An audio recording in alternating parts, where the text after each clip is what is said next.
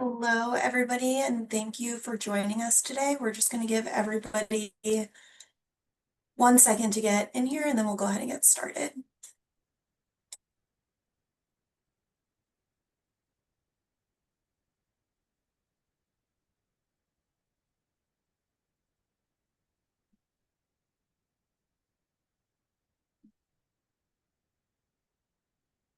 Okay. Welcome, and thank you for joining us today. We will be covering the basics of WACARES and what providers need to know. My name is Sam Klewicki, and I am the WACARES Fund Communications and Marketing Manager. I will be hosting today's presentation.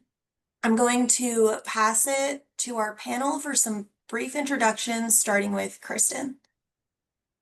Hey everybody, my name is Kristen Mackey and I am the Community Relations and Outreach Program Manager for WACARES at DSHS. Allie. Good morning, everyone. My name is Allie LaFontaine, and I am the AAA manager here at DSHS. Thanks for joining. Pete. Hi, my name is Pete Keller. I'm the Provider Network Operations Administrator at DSHS. And it's nice to have you all here. Look forward to speaking with you. Christine. Hi everyone, Christine Kane, I'm Provider Network Development Program Manager here at DSHS. We will have the DSHS customer care team and the provider network teams in the Q&A function answering questions in the chat. Anybody who has joined us on a computer or using the Zoom app on their phones can submit questions during any point of the presentation. If we're unable to answer your question during the Q&A portion at the end of the presentation or via chat, we'll send you an email response to the email that you've registered for today's webinar with. This webinar will be recorded, and the recording along with the slides will be available on our website at wacaresfund.wa.gov/webinars later today. We will also have more information available on paid family caregiving in the coming months, including a dedicated webinar. You can subscribe to our newsletter for updates. I will pass it to Kristen, who will start the presentation today. All right, let's go ahead and get started. We just want to provide a brief reminder of the program timeline for folks who have not been following it closely all along, or who might not be familiar. WACARES is based on extensive research and work with interested parties, policy experts, actuaries, that started way back in 2014 as part of work done by the state's Joint Legislative Executive Committee on Aging and Disability. Based on all of that research, the committee arrived at the conclusion that a program like WACARES was the best way to provide additional financial support to families and caregivers throughout the state and achieve the other goals that they had in terms of protecting Medicaid budget and being financially sustainable over the long term. And based on that research in 2019, the program was passed. Over the years, there have been a number of different improvements to the program, including a pathway added in 2022 for near retirees to earn prorated benefits, and some additional improvements that we'll talk about a little bit more later on. Workers began contributing to the program in 2023, and benefits will become available in 2026, and more detail on that timeline a little bit later in the presentation as well. We know that you all are very familiar with the intensity of long-term care needs in our state and throughout the nation, but we want to highlight just a couple of quick stats that illustrate kind of why WACARES is really important for families in our state. And the first piece that we wanted to highlight is just that WACARES is really a program that is designed for so many families in Washington. This is not just an issue for lower income families, middle class families as well need a program like Walk Cares as a even as a starting point to help support those high costs of long-term care. We know that median household income for seniors in Washington is only about $56,000 a year, and the vast majority of Washington workers who are near retirement don't even have enough money saved for a comfortable retirement, much less enough to pay for long-term care needs when they do arise. And those impacts are also seen, those get translated over to family caregivers and the family as a whole. There are significant setbacks for family caregivers, including the need to spend an average of about 25% of their own income on care-related expenses, and just about $300,000 in average of lost wages and benefits for caregivers who leave the workforce early to provide care. So let's talk a little bit about how Walk Cares works. It is an earned benefit, so workers have to contribute for a certain number of years in order to receive benefits. Nearly all Washington workers contribute. And in order to access benefits, workers have to, or at that point, beneficiaries have to meet both a contribution requirement as well as a care needs requirement. Walk Cares works like an insurance program, so everybody contributes a small amount of their income over their working years in order to earn benefits later in life for those who need care. It is a 0.58% contribution for workers from their wages. Again, just for the time that they're working. When you retire or if you stop working, your contributions stop as well. And that earns you a lifetime maximum benefit that starts at $36,500 and grows over time with inflation. And one of the great things about Walk Cares is that everyone is covered at that same low rate, regardless of any pre-existing conditions or family history of conditions related to long-term care. And everyone who is contributing to Walk Cares more than 500 hours per year is earning benefits. They're earning qualifying years towards these three pathways that you can see on your screen. These three pathways are options for how you can meet the contribution requirement in order to access benefits. The first is lifetime access, and this is the pathway that most workers will use to qualify for benefits. And to get this pathway, you just need to contribute for at least 10 years total at some point in your career. Then we also have a pathway for early access, which also earns you the full benefit amount. This is for workers who have not yet been able to earn that lifetime access, but have a care need while they're working or soon after they stop working. And for this pathway, you must have contributed for at least 3 of the last 6 years at the time you apply for benefits. And then finally, we have that pathway that I mentioned for near retirees to earn benefits. So if you were born before 1968, you earn 10% of the benefit amount for each year that you work. And for folks who are in that group, if they meet any of the other pathways, the requirements for those pathways, they can also access the full benefit through those pathways for as long as they qualify. And then for the care needs requirement, you must need help with at least 3 activities of daily living for at least 90 days. And this is our list of activities of daily living that count towards that care needs requirement. We have mobility, transferring, bed mobility, bathing, eating, and medication management, and toileting. And couple of those changes that we mentioned for these past couple of years from the legislature. The first is a big one. It is ensuring that workers can continue participating in Walk Cares even if they leave the state and can get benefits outside of Washington in the future if they meet those same contribution requirements and need care. So workers will be able to opt into this and continue participating in Walk Cares starting in July of 2026. They must have contributed to Walk Cares for at least 3 years and opt in within a year of leaving Washington.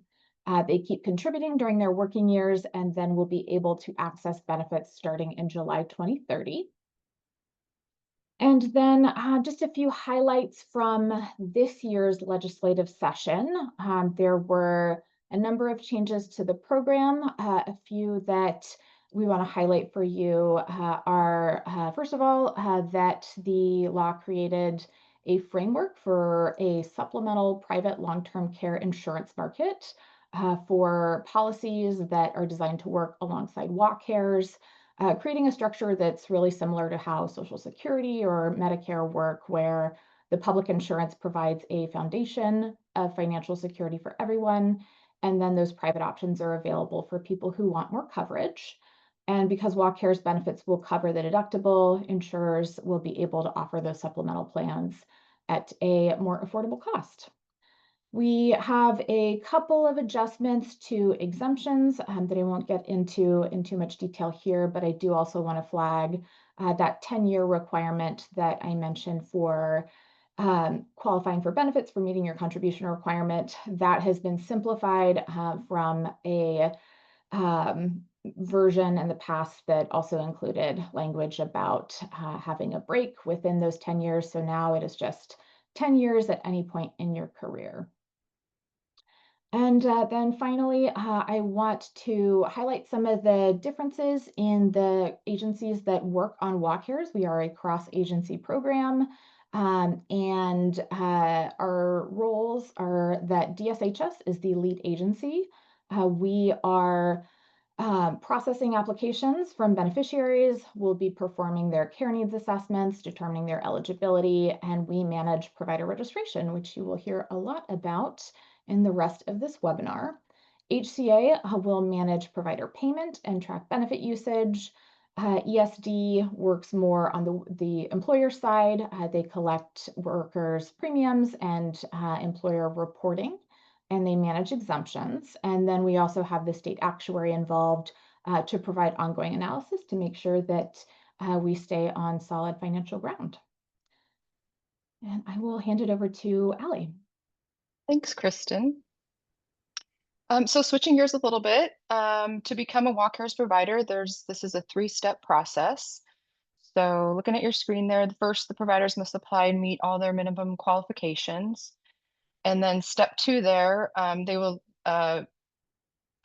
be entering into their contract, either with DSHS or their local area agency on aging, which we refer to as the AAAs, depending on the type of service and location. And then third, DSHS will issue the provider's registration.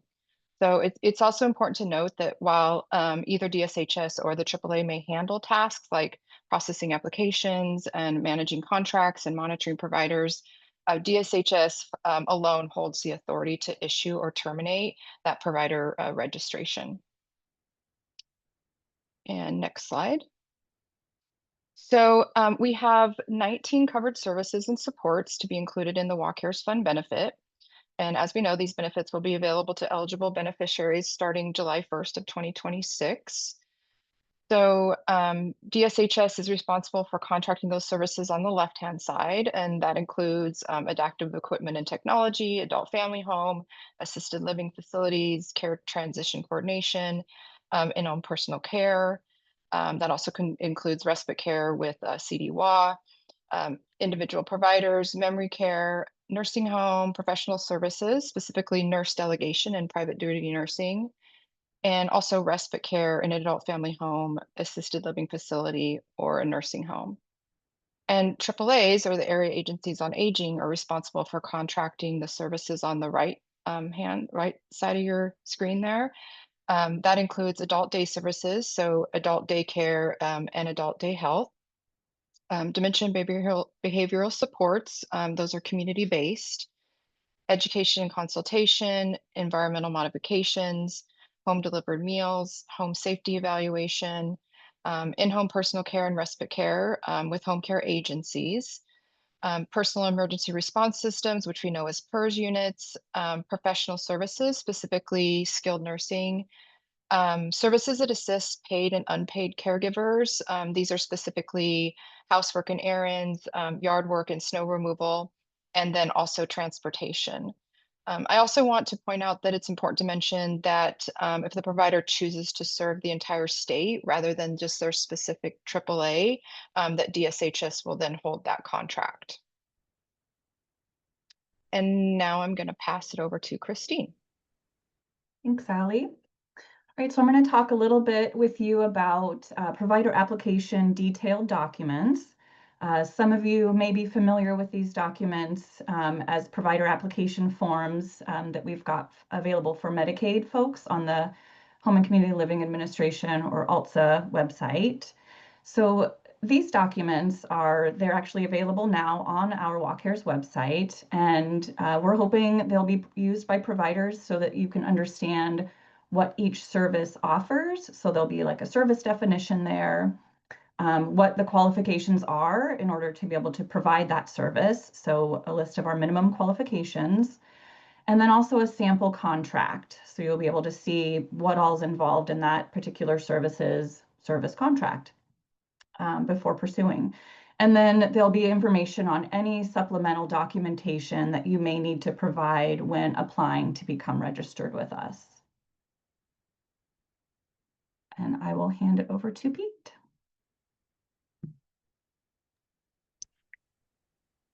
All right, and I'm going to talk about a bit of the operational side of the provider network. We will initially go through the application process, and it will be an online form. There won't be a paper application. And from the information gathered within the application, which is based off the DSHS contract intake form, it also includes service-specific requirements. Within that information, we'll be able to route it to the correct agency, whether it is within DSHS or to one of the AAAs. It's very important to be ready to respond quickly to requests for more information from DSHS or AAA, say if we need to clarify something or update a license number or something along those lines.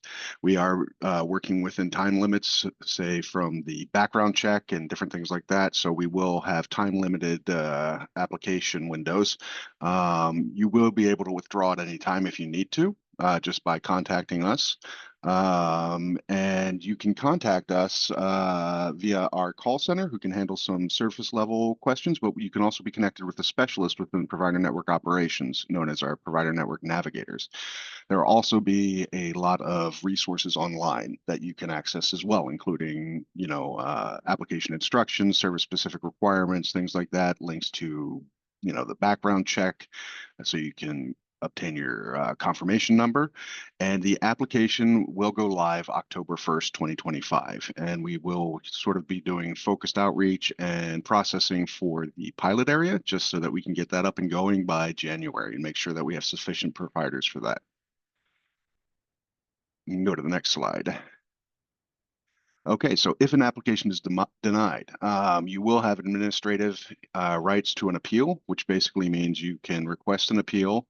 You will receive information alongside with the determination notice or denial on the application. So if your application is denied, you will be notified along with resources and links to appeal.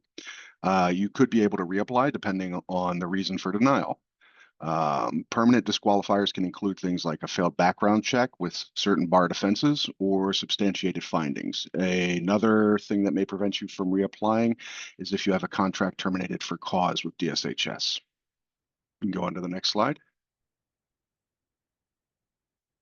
Okay, so the difference between contracting and registration, and this has come up, frequently and, internally and externally. So with contracting, it's the next step after the application is approved. And the application is approved after we review your minimum qualifications and run your background check. And then we submit that information to our contracting team, who will generate a service contract, and send it out to you for signature. We have a couple different lengths for contracts, one being 2 years and the other being 4, depending on your service type. We are offering the option for those with a standard 4-year contract to sign up for a 2-year contract if they're more comfortable with that instead. But the 2-year contracts can't extend beyond 2. Registration is, as mentioned, officially done by DSHS, and a provider is officially registered once they have a complete contract. And what that means is that there is a contract that has been signed by the provider as well as countersigned by DSHS. And in order to be a registered provider, you must hold a valid contract. This could mean that you could hold multiple contracts, but as long as you hold one, you can be a registered provider with WalkCares, as long as it's a WalkCares provider service contract.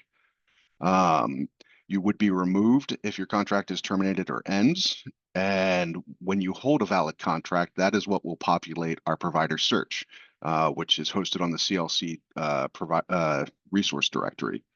And you'll automatically be added as soon as you have a executed contract with the WalkCares Fund and DSHS. You can go on to the next slide. And requirements for registration. You must comply with all service-specific statutes and rules, federal, state, and local. You must comply with background check requirements, and you must meet minimum qualifications, which means you must hold all current licenses, credentials, certifications, training, and other requirements for your specific service type. And then you must meet insurance requirements as well, which we've aligned with Medicaid. And you must not have a contract terminated with DSHS for cause or default. And I will pass it, I believe, along to Christine. Oh, nope, this is my last slide. I apologize. So the WalkCares provider directory, which I mentioned earlier, which is automatically populated once you have an executed contract. And there are no case managers. So this is where beneficiaries would go to find and contact providers. As I mentioned, it's hosted by the CLC website, which is Community Living Connections. And within your listing, it will have your name, the service you provide, your contact information, and additional languages you offer.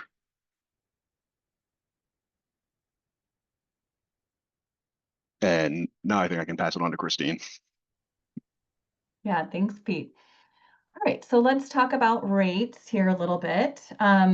As Pete kind of mentioned in that previous slide, providers will be contacted directly by beneficiaries for their services. So beneficiaries are going to go to that directory, find a service and a provider in their area that they're interested in, and they're going to reach out to that provider directly.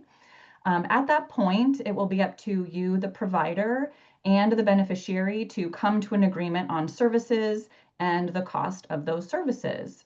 So the expectation is that WalkCares providers will charge what their usual, customary, and reasonable rate is for that service that they're going to provide. So this would be, if you think about it, just the same as what you would charge any other customer for that same or similar service that might come to your door. And this expectation will be outlined in our service contracts. So another piece to rates here is that WalkCares was required to determine maximum rates for each service.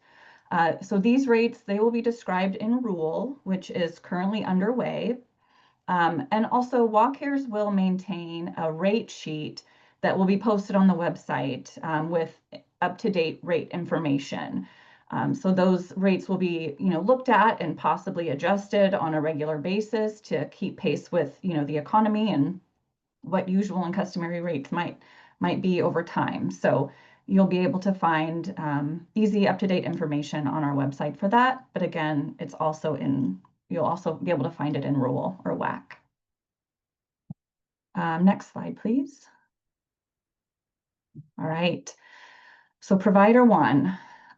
So all WalkCares registered providers will be using ProviderOne for creating what we're calling pre-authorizations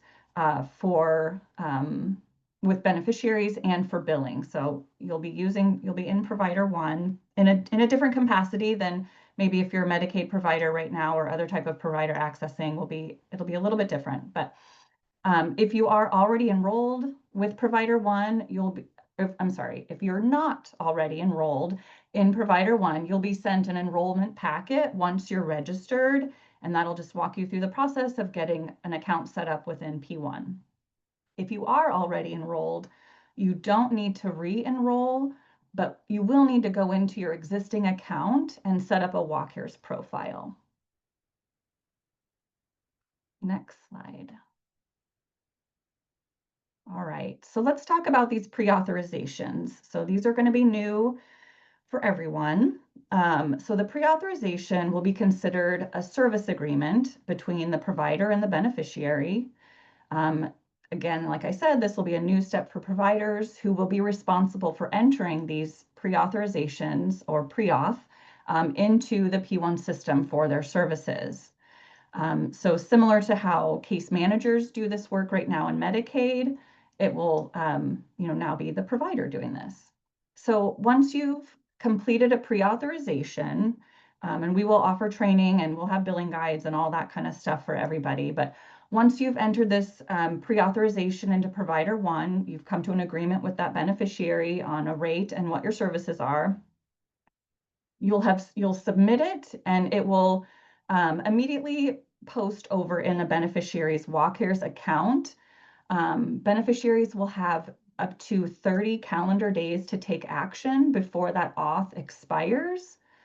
So once they approve or deny that pre-authorization, you'll be notified through P1. If the pre-auth expires, so let's say they don't hit deny or approve within that 30-day time frame, the auth will expire. You'll want to just reconnect with that beneficiary about next steps and whether you need to submit another pre-auth. Did they change their mind about the service? Whatever it might be. So you'll want to reconnect. Sorry, at that point. So another piece of information about pre-auths, they can only be created for up to 90 days at a time. And we do have two exceptions for services with that 90-day time frame. So care transition coordination, those pre-authorizations can be created for up to 60 days. And environmental modifications, those pre-authorizations can be created for up to 6 months. Otherwise, all other service types, 90 days will be the max, and the system will let you know that. Let's see. And so to continue services, so if you're going to be doing, maybe it's as a home care agency, you're providing personal care, you're going to have that pre-auth for up to 90 days. If the beneficiary and the provider agree to move forward and continue services, the provider will have to resubmit a new pre-authorization. So just kind of rolling forward for as long as both parties want to continue working together. And then just kind of a side note, some might be wondering, maybe how the funds allocated in that pre-authorization can be guaranteed, especially if the beneficiary has up to 30 days to take action. So once a pre-auth is submitted, ProviderOne will automatically hold the total amount of that authorization from the beneficiary's benefit balance. So those funds are not able to be used for another service. So, whatever you agreed to, and once you submit that auth and it's in pending status, those funds are secured for you to be able to provide the service and make claim. And then just another piece really quick, as noted at the top of this slide here, providers cannot start providing services for payment before they have an approved pre-authorization for the beneficiary. All right, next slide, please. Okay. So claims for payment, providers are going to submit their claims for payment in ProviderOne. The claim must be accurate and free of any errors by 60 calendar days from the end date of that pre-authorization that you're claiming on. So again, you've got that up to 90-day claim, whatever that end date is, you've got 60 days from there to submit a clean claim for payment. So any claims submitted after this 60-day deadline will be automatically denied by the system. We will have an exception process for providers to make a request for payment after that denial happens. And this is to account for things like natural disasters or any other kind of extraordinary or unforeseen circumstances that may have prohibited a provider from claiming timely. But again, that expectation and the system is set up that claims need to be submitted by that 60-day deadline. And just a bit as it mentions there in that third dot point. So the reason behind the time frame is that any unused funds from that pre-auth will be reverted to the beneficiary's benefit balance so that they have access to those funds again to use for other services. So another piece, just as you'll see that little pie chart there. So when making our decision for this time frame, we did research claim patterns, particularly with Medicaid providers. And we did find that 97% of payable claims were submitted within 60 days. So just a bit of context and background for that time frame, as it is a bit of a change, especially for Medicaid providers. Okay, I'll go ahead and turn it over to Allie now. Thanks, Christine. Okay, so this section outlines kind of key areas we're currently under development at WACARES and provider rulemaking. These topics are essential for establishing our clear, consistent framework and how services are delivered and providers are supported here at WACARES. So under the current rulemaking efforts, we're focusing on approved service definitions, requirements to provide approved services, payment and reimbursement for those approved services, administrative hearings, provider registration and termination of provider registration, and then notice of department determination. And these rules really ensured the full transparency and accountability and really a shared understanding of expectations of WACARES as we move forward into full implementation. There's also a couple, if you see there's status and draft rules. You can find those on our website or enter that into your web browser. And you can also sign up for our newsletter. That is a live link there as well.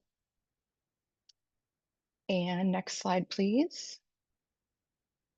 So you may have an opportunity to become, an exciting opportunity to provide services before the full WACARES program launches.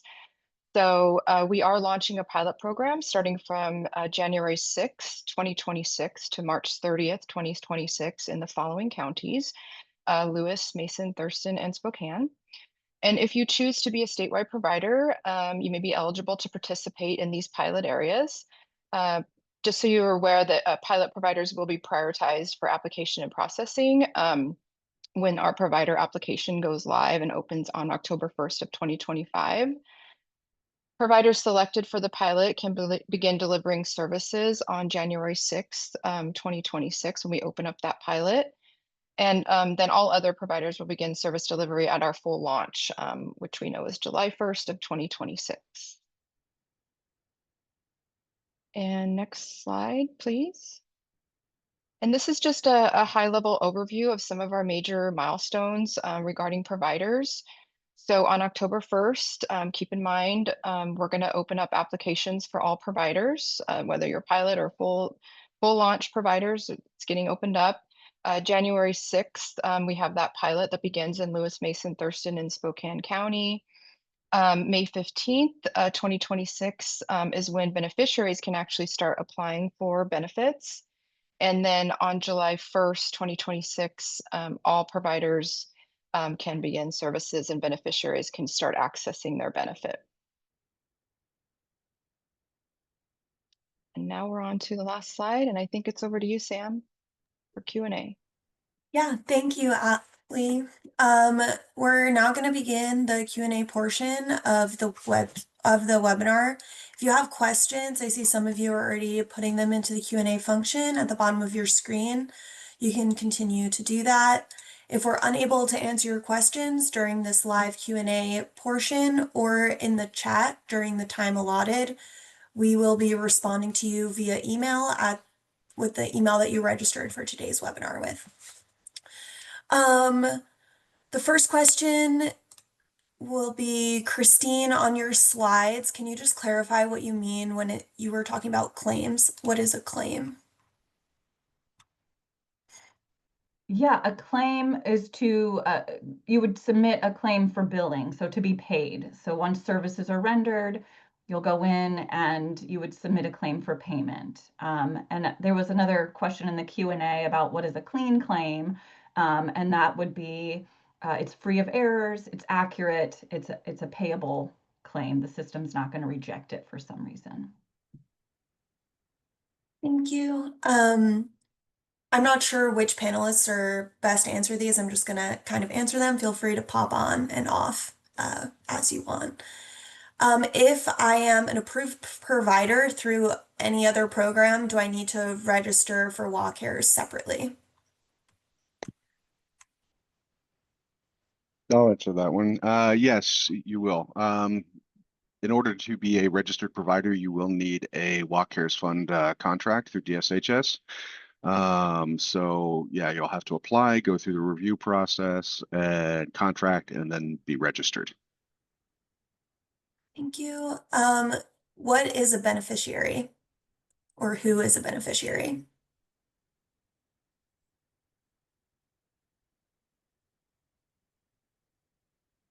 That is a person who's been qualified for WACARES benefits. So they've met contribution determination eligibility, they've met the functional, the 3 activities of daily living that Kristen talked about earlier, and now they're able to receive their benefit. So they are considered a beneficiary, a WACARES beneficiary. Can a provider hold contracts with both DSHS and the AAAs? That's an interesting question. I think it depends on the services they're providing. Sorry, go ahead, Allie. No, I was going to say yes, depending on what service type they're providing. So our previous list showed that AAAs are contracting for 11 services, and then DSHS is contracting for the others. They surely could hold one that the AAAs hold and the headquarters holds. Just keep in mind too that if you want to provide services for the entire state, that DSHS will hold that contract. So depending on your service type, though, so you'd have to have if you look at that list again. If you provide services that are on 2 separate sides, you definitely could contract with both if you weren't providing services for the entire state.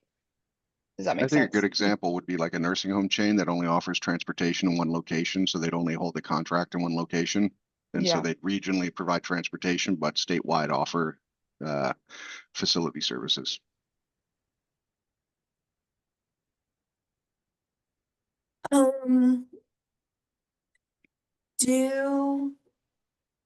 Who is able to contract to apply to become a statewide provider? I think anybody willing to offer statewide services. So if you're, say within one of those categories that falls within the AAAs, if you are able to provide services statewide, you can apply to be a statewide provider, and then you would contract with DSHS and be monitored and overseen by the provider network navigators with DSHS. A few questions about the pilot program. Are you able to participate in the pilot in both participating regions? So yes, if you're a statewide provider, or if you provide services in those counties that we specified, which is Lewis, Mason, Thurston, and Spokane. Can beneficiaries register to participate in the pilot program? They can as well, but they need to reside in those specific counties, Lewis, Mason, Thurston, and Spokane.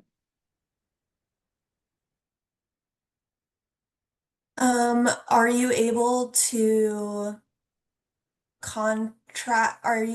as a provider to contract to perform the care needs assessments?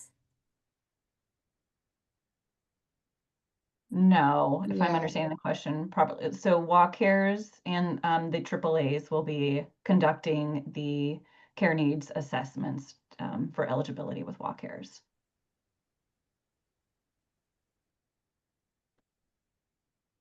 I think something that might clarify as well is that the provider will, or the beneficiary will be deemed eligible before they can ever make an agreement with a provider and pay them through WACARE. So, that assessment will happen prior to that relationship, or should happen prior to that relationship.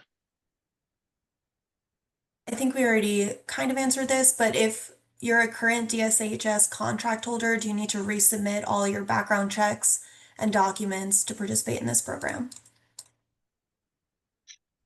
Yes, you have to reapply. If you don't currently hold a WACARES fund contract, you'll have to reapply. If your background check is still valid, you can utilize that as part of your application process, but we will need to review your minimum qualifications and service specific qualifications, and then contract with you and register you.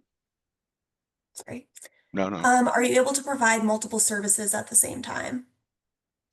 Yes, you can contract for multiple services. And, if you apply, you can apply to offer multiple services under one contract. If you want to add services down the line, you would just need to add a contract to do so. And then on renewal, we can try to roll things into one if possible. Will DSHS maintain the registered provider directory? So CLC, yes, we will, in the fact that it's populated by our contracting system. So once you hold a valid Walk Cares Fund contract, it will populate that system. When you have a contract, either you've ended the contract or it's been terminated, you will no longer populate that system. So it's an automated process that's updated nightly. Will all products and services require pre-authorization? Yes. Yep. Will medical documentation from the provider be required during the pre-auth process? No, I don't. Yeah, From the I'm not provider, sure I no. understand the question. No, Yeah, From if the I'm provider. understanding it correctly. Yeah, no. once a beneficiary is eligible, they can select from any of our services. And at that point, when the provider submits a pre-authorization, really it's just the beneficiary that has to go in and approve it so that it can they can go ahead and start delivering service or provide that product. Does medication management fall into any of the approved services? Yes. Yes. Yeah, that's under our in-home personal care services, and the options there for beneficiaries will be hiring an individual provider through CDWA or Consumer Direct Care Network of Washington, or home care agencies that register with WACARES.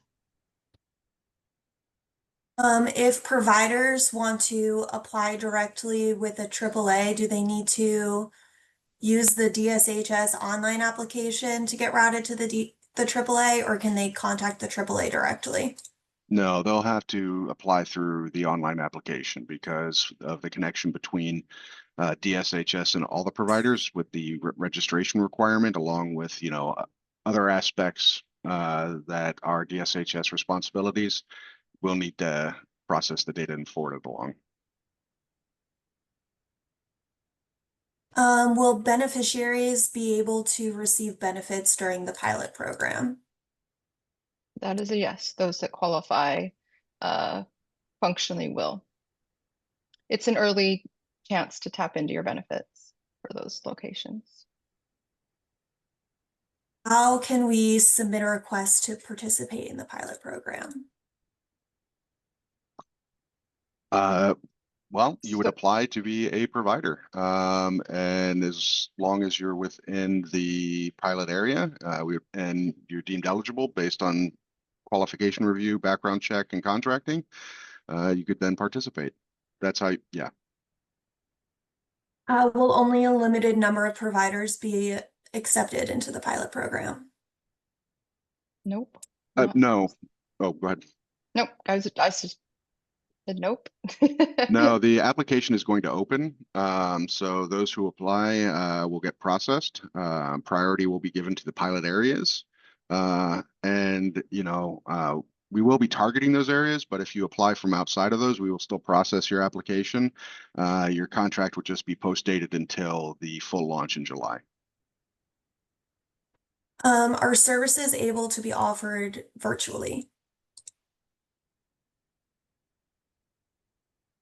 I think there are some service types that have potential to be offered virtually. Off the top of my head, I don't know what those are, unless Christine, you know, but I don't. But the short answer is yes, some.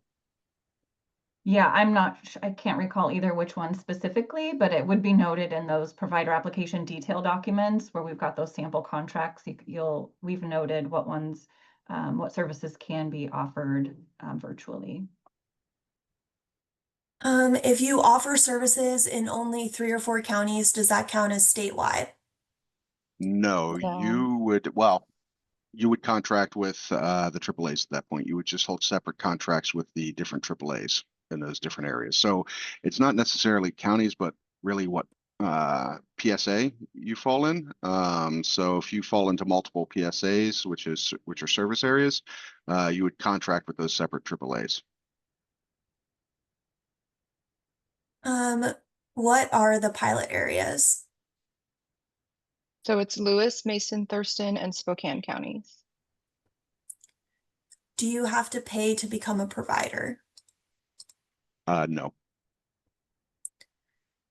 How long does your background check last? that's 90 days. Sorry, you guys are answering so quickly. I think to just really quickly clarify, if I could, Pete, the background check. So once you do a background check, you get a code that's valid for 90 days. And that's what we're saying, that like if you've just done that and you still have this valid, I can't remember the name of the code, but the code that Confirmation code. Thank you. Yeah. Yeah. Then that's still valid and we can accept that. But once you've done your background check, they're valid for 2 years and then you would just renew after that. That's perfect. Thank you, Christine. Yeah. Approximately how much time between the beneficiary's request and the authorization to providing what is the timeline approximately between a beneficiary requesting and then providing services? Yeah, so that'll be a conversation between the beneficiary and the provider. So when do you want to start services? And you can start the pre-authorization. When the provider's creating that, you could put that as your start date for when, the parties agree to start services. And then it can be, again, through 90 days there. But services would not be able to start or be paid for prior to a start date on the pre-auth. Can people use WellCare's services at the same time as Medicaid? I believe there will be a coordination of benefits. Yes. Yeah. More. Yes, there will be coordination benefits and more details to come on that. When does the application open to become a provider and where will it be available? So the application will open on October 1st and it will be available on the WellCares Fund website.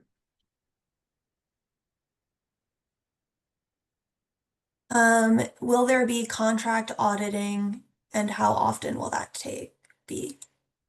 So that process is currently in development and we're looking at a 2-year cycle. That may vary based on AAA procedure and everything like that. But as far as documenting our monitoring process and the min quals and everything like that, it will at least be every 2 years. It will also coincide and kind of align with what AAAs are doing. So if you're being monitored, just to go a little further in depth, because I'm sure it's a concern, how will you have to go through multiple in-depth monitorings? No. What will happen is that, hopefully we'll be able to align your current monitorings, document those, and utilize that information. If a provider has a background check on file already with a AAA that is not expired, will they need a new background check? Yes, in order to apply, they will need a new background check, unless it's the confirmation number is still good, then they can utilize that to apply. How are the reimbursement rates determined? And when will they be available? Yeah, so our maximum rates have been established by our LTSS commission, and they are available, I believe, on our website in a commission report, if you're curious looking there, to look there. But also we are in the process of rulemaking, where we are going to have those maximum rates per service in WAC. So the dollar amounts will be there as well. What was the other part of the question, Sam? Was that? When will they be available? But I think you Okay. kind of already said that. Yeah, so they'll be available in WAC soon, but again, available through our commission reports on our website. They can be found.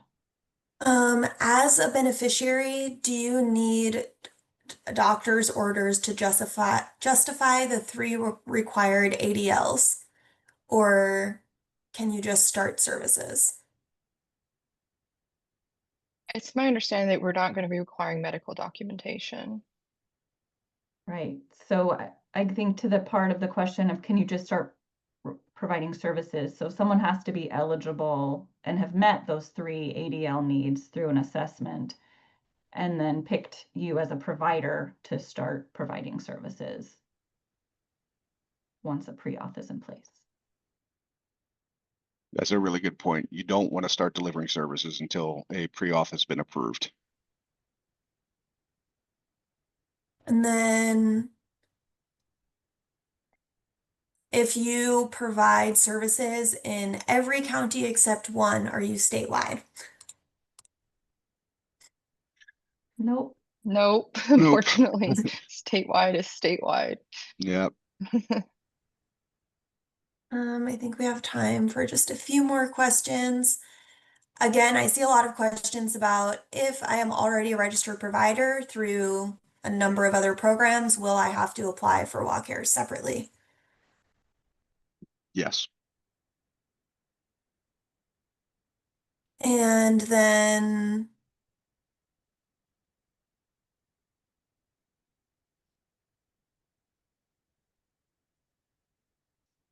sorry. The slides are already available on our website at wellcaresfund.wa.gov/webinars, and then this recording will be available later today. And yes, I'll put a link for the commission reports in the chat, or Kristen, if you can put a link to where the commission reports are, that would be great. And yeah, I think, oh, do you need to apply with each AAA separately, or can you apply with just one? We've set up a process so that if you apply and you're selecting like say counties that fall within multiple PSAs, we will process your application, single application, and make sure that you are contracted with those separate AAAs. So, you would just select the counties that you're providing service in, and then we would make sure those AAAs receive your information so that they can develop. You will have to sign separate contracts, but it's one application. And how can a beneficiary find you? That would be the CLC provider search, WellCares Fund provider search, which will be published closer to the time of the pilot launch. And CLC, for folks who may not be familiar, is the Community Living Connections website. Do beneficiary applications also open on October 1st? No, they do not. They open on May 15th of 2026. And for the pilot? For the pilot, it'll be earlier, yes. It'll be, more to come on that. We're currently in the process of recruiting pilot participants, and so those that agree to participate and qualify, will have more information for them on when we're starting that process. Okay, I think that's all the time that we have for the Q&A today. You can continue to enter questions into the Q&A function, and we will follow up with you via email after today's webinar. You can also sign up for our mailing list, our email list, to be notified when new materials become available and other updates about the program and upcoming webinars like our webinar about paid family caregiving. I put the link in the chat earlier if you want to register. It's also attached to these slides, which are currently available on our website.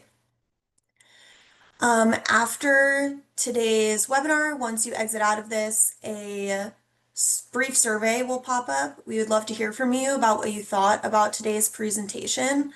The survey, again, will automatically appear when you leave. Sorry, next slide, Kristen. When you leave the meeting.